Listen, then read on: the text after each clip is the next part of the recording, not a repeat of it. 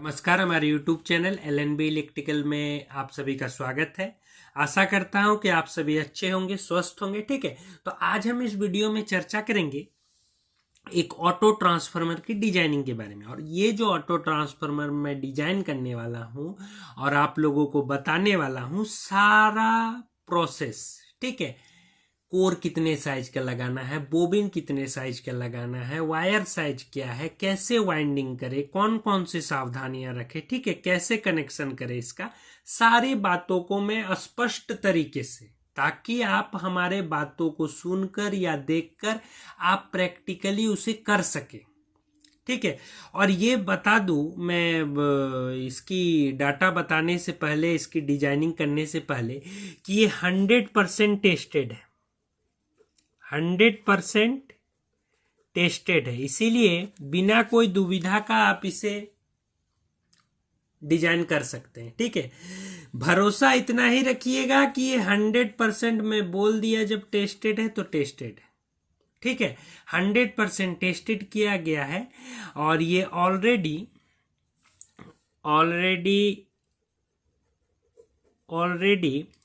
आपका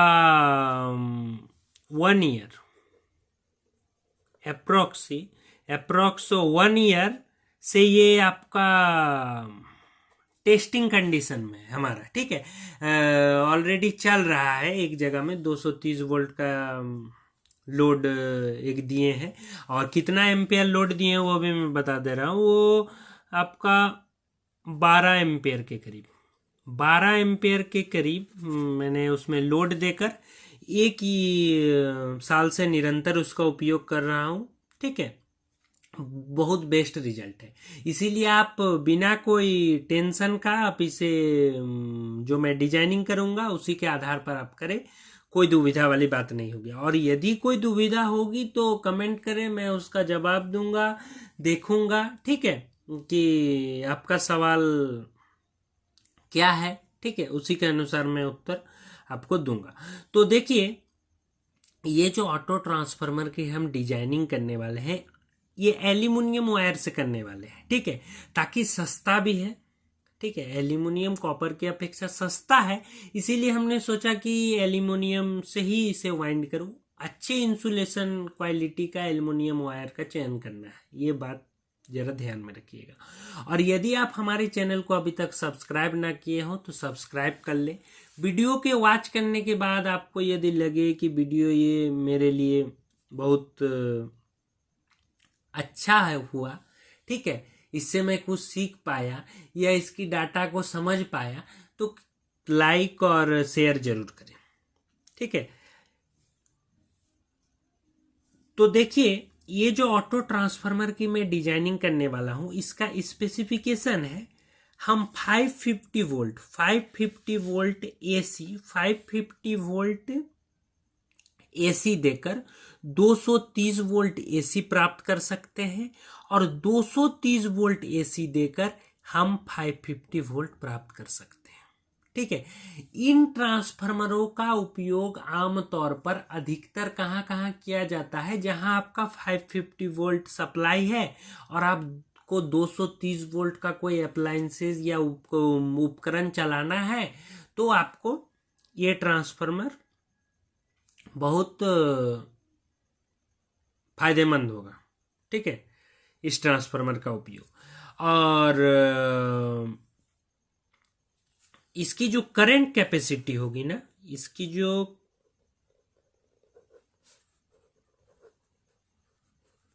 current capacity होगी वो मैक्सिमम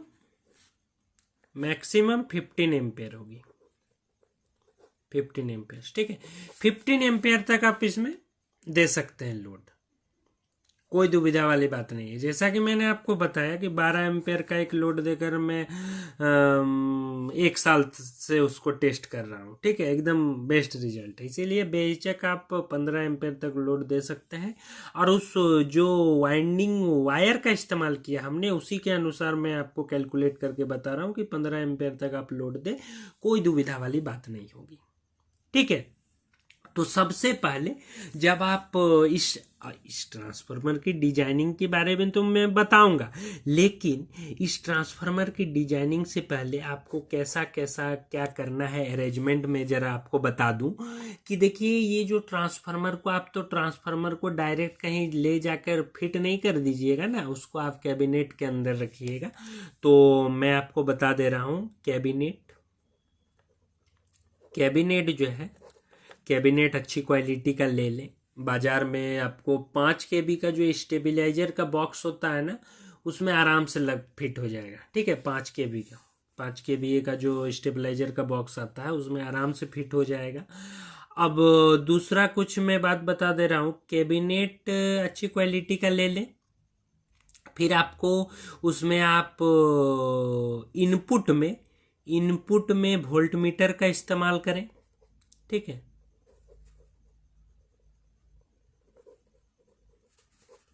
इनपुट और आउटपुट दोनों में कर सकते हैं। ठीक है, तो इनपुट में यदि आप नहीं भी करते हैं तो चलेगा। ठीक है, अब आप जहां इसे लगाएंगे उसकी स्थिति देख ले, इनपुट में लगाने की ज़रूरत है तो लगाए, या आउटपुट में तो लगाइएगा ही लगाइएगा, आउटपुट में वोल्ट मीटर लगाइएगा। तीसरा, आप एम्पेयर मीटर भी लगा सकते हैं।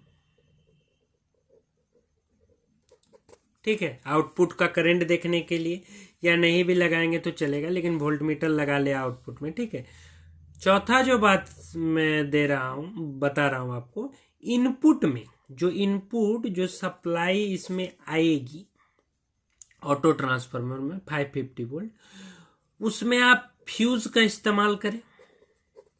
और आउटपुट जो सप्लाई है उसमें आप मिनिएचर सर्किट ब्रेकर MCB का उपयोग करें। ठीक है, प्रॉपर रेटिंग की। ठीक है,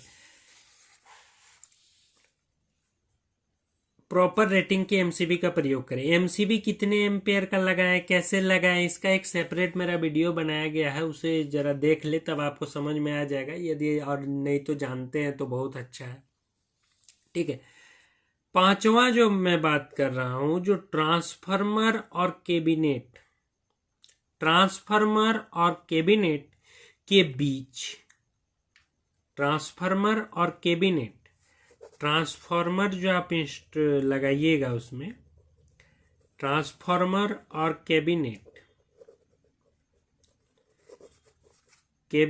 के बीच इंसुलेशन, जरा मतलब इंसुलेशन पेपर का टुकड़ा डालकर उसे अच्छी तरीके से फिट करें। ठीक है, और जो आप कैबिनेट को, जब आप सारे चीज़ों को इंस्टॉल कर लेंगे तो कैबिनेट को आप अर्थिंग करना ना भूलें।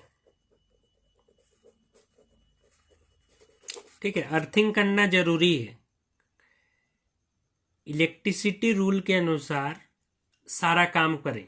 ठीक है, जब आप इलेक्ट्रिकल और इलेक्ट्रॉनिक्स के कार्य कर रहे हो तो इलेक्ट्रिसिटी जितने भी सेफ्टी रूल्स हैं, ठीक है, किसी मशीन्स की इंस्टॉलेशन रूल्स है, सारे को फॉलो करें। ठीक है, थ्योरी के अनुसार चले, सारे चीज को फॉलो करें। ये सब मैं आपको इसलिए बता दिया कि रिजल्ट यदि आपको बेस्ट लेना है तो बेस्ट काम करना होगा। ठीक है, और इलेक्ट्रिकल थ्योरी के अनुसार करना होगा। अब चलिए, ये सब बात को तो मैंने बता दिया। MCB लगाना है, ठीक है, इंडिकेटर लगाना है। ठीक है, 7वां में इसको पहले ही लिखना था हमारा, इंडिकेटर भी लगा दीजिएगा। ठीक है, इंडिकेटर लगाने से अच्छा होगा। अब देखिए, जो ट्रांसफार्मर की हम डिजाइनिंग करेंगे, तो ट्रांसफार्मर की डिजाइनिंग करने के लिए हमें किस किस चीज की आवश्यकता होगी। सबसे पहले जो इस चीज की आवश्यकता होगी वो होगी बोबिन की। तो बोबिन आपको 8 नंबर 5 इंच का लेना है। 5 इंच, 8 नंबर 5 इंच। ठीक है, दूसरा आपको लेना है कोर लेमिनेशन। ठीक है, कोर साइज आप बोबिन साइज से ही पता लगा सकते हैं, 8 नंबर। ठीक है, तीसरा जो आपको लेना है वायर साइज। तो वायर साइज एक HWG आपको लेना है 12 नंबर और एक SWG लेना है 13। ठीक है, 12 और 13 गेज की वायर लेना है। क्या लेना है? एल्यूमिनियम वायर लीजिएगा। ठीक है, एल्यूमिनियम वायर लीजिएगा। कितने गेज का? एक 12 और एक 13। इनामेल्ड एल्यूमिनियम वायर आता है। ठीक है, इनामेल्ड एल्यूमिनियम वायर। ठीक है, अच्छी क्वालिटी का ले, उसके इंसुलेशन क्लास जरा देख ले। ठीक है, चौथा आपको लेना है, बोबिन ले लिया, कोल ले लिया, वायर ले लिया। ठीक है, अब क्या लेना? हाँ, इंसुलेशन जो पेपर, इंसुलेशन जो वाइंडिंग पेपर है ना, तो इंसुलेशन पेपर आप नोमेक्स 5 मिल का ले सकते हैं। ठीक है, 5 मिल का नोमेक्स ले सकते हैं, या आप वर्टेक्स ले सकते हैं। वर्टेक्स का इस्तेमाल कर सकते हैं। ठीक है, और जो सब जो बोबिन आप ले, ये एपॉक्सी ग्लास शीट का ले। ठीक है, आपको बना 8 नंबर 5 इंच है ना, ये बना हुआ भी मिल जाएगा बाजार में, जो एपॉक्सी ग्लास शीट की आती है। ठीक है, एपॉक्सी ग्लास शीट की जो आती है, ठीक है, वो आपको मिल जाएगा, या बेकालाइट का बना भी सकते हैं। ठीक है, कोर आपको 8 नंबर लेना है, सीआरजीओ लेना है, तभी आपको बेस्ट रिजल्ट मिलेगा। ठीक है, क्योंकि कोर लॉस, जो कोर लॉस हो जाता है ना, कोर लॉस अधिक हो जाता है जब आप अच्छी क्वालिटी के कोर का इस्तेमाल नहीं करेंगे तो। ठीक है, इसीलिए इन बातों को जरा ध्यान दें। ठीक है, वायर 12 नंबर और 13 नंबर एल्यूमिनियम वायर लेना है। ठीक है, इनामेल्ड एल्यूमिनियम वायर, और अच्छी क्वालिटी का लेना है, ब्रांडेड लेना है। ठीक है, एल्यूमिनियम वायर। ठीक है, उसका इंसुलेशन देख ले। ठीक है, अच्छी क्वालिटी का ले, क्योंकि 550 वोल्ट में इस्तेमाल होगा। इंसुलेशन पेपर आप नोमेक्स 5 मिल का या वर्टेक्स ले सकते हैं। ठीक है, पांचवा जो बात है, पांचवा मैं एक चीज आपको बता दे रहा हूँ। जब आप जो लीड्स निकालेंगे तो स्लीविंग जो इस्तेमाल करेंगे वो ग्लास जो एपॉक्सी ग्लास की स्लीविंग आती है। ठीक है, उसका इस्तेमाल करें, और अच्छी तरीके से लेयर वाइंडिंग करें। लेयर वाइंडिंग, ठीक है, लेयर वाइंडिंग कैसे की जाती है यदि आप जानते हैं तो ठीक है, नहीं तो इसका सेपरेट हमारा वीडियो बनाया गया है। सातवां जो बात है वार्निश करने का, वार्निश, ये सब मैं आपको क्या क्या लेना है ये तो मैं आपको पूरा लिस्ट बता दिया, लेकिन अभी मैं आपको कुछ इंस्ट्रक्शन दे रहा हूँ, ये सब फॉलो करें। ठीक है, वार्निश करने का हमारा वीडियो सेपरेट बनाया गया है, देख ले, नहीं तो वार्निश में डुबोकर अच्छी तरीके से करें। ठीक है, वार्निश में डुबोकर ट्रांसफार्मर को अच्छी तरीके से वार्निश करें। अब बताते हैं, अब बताऊंगा मैं कि इसकी वाइंडिंग डाटा क्या है। वाइंडिंग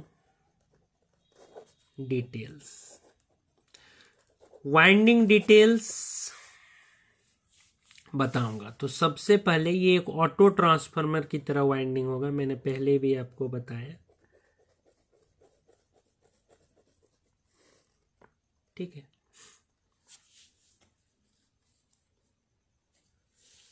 यहाँ एक लीड हमने निकाल दिया, यहाँ एक निकाल दिया, और यहाँ एक निकाल दिया, टेपिंग सही है। ठीक है, ये जो टेपिंग है ये 0 वोल्ट का टेपिंग है।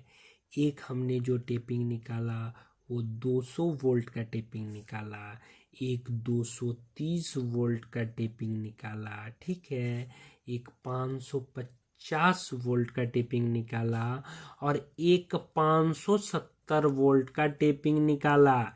यदि हमारे को देना है 550 वोल्ट और 570 वोल्ट, थोड़ा फ्लैक्चुलेट होकर प्लस में आ रहा है वोल्टेज, तो हम 570 वोल्ट वाले टेपिंग में दे सकते हैं। ठीक है, यदि हमारा यहाँ भी हमने दो टेपिंग निकाल के रखा है, यदि 230 यदि हमें आउटपुट में 200 वोल्ट लेना है तो 200 वोल्ट भी ले सकते हैं, 230 लेना है 230 भी ले सकते हैं। ठीक है, इन बातों को जरा ध्यान देना है।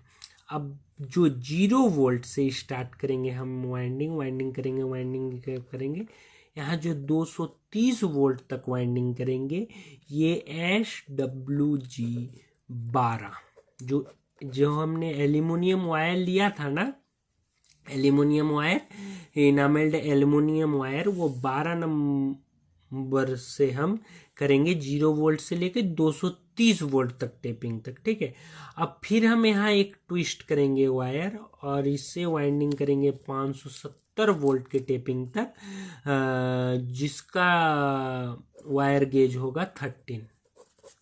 ठीक है, मैं आपको समझा पाया बात को। 0 वोल्ट से हमें वाइंडिंग करना है, स्टार्ट करना है, 12 नंबर गेज की वायर से वाइंडिंग करना है, 200 वोल्ट का एक टेपिंग निकालना है, फिर वाइंडिंग करना है, टर्न्स में बता रहा हूँ। ठीक है, वाइंडिंग करना है, फिर 230 वोल्ट के एक टेपिंग में रुक जाना है, उस वायर को वहाँ। अब देखिए, हम 230 वोल्ट के यहाँ टेपिंग से स्टार्ट करेंगे फिर से। ठीक है, 13 नंबर गेज की वायर से कितना टर्न वाइंड करेंगे, 241 टर्न। ठीक है, 241 टर्न वाइंड करेंगे। फिर 241 टर्न वाइंड करने के बाद हम 550 वोल्ट का टेपिंग निकालेंगे। 550 वोल्ट के टेपिंग निकालने के बाद जो हम वाइंड करेंगे, फिर हम 16 टर्न वाइंड करेंगे और हम निकालेंगे 570 वोल्ट का एक टेपिंग। ठीक है, तो वो देखिए, हम 570 वोल्ट का टेपिंग हम निकाल लिए, वाइंडिंग ये पूरी तरीके से कंप्लीट हो चुका। और इसे और कुछ मैं बातों को बता दे रहा हूँ, इन बातों को जरा फॉलो करें आप। ठीक है, क्या क्या बात को फॉलो करना है। एक नंबर, जो आप ट्रांसफार्मर को वाइंडिंग कर लिए, वाइंडिंग करने के बाद उसमें कोर इंस्टॉल कर दिए, कोर इंस्टॉल के बाद आप एक बार रेजिस्टेंस टेस्ट, ठीक है, coil resistance check, resistance test और इंसुलेशन टेस्ट। इंसुलेशन टेस्ट कर लेना है, इंसुलेशन टेस्ट करने के बाद उसे वार्निश में डुबो देना है। वार्निश से निकालने के बाद उसको प्रॉपर हीट ट्रीट कर देना है। हीट ट्रीट करने के बाद जैसे ही आपका इंसुलेशन में वो आ जाता है, फिर से हम इंसुलेशन टेस्ट मेगर की सहायता से कर लेंगे।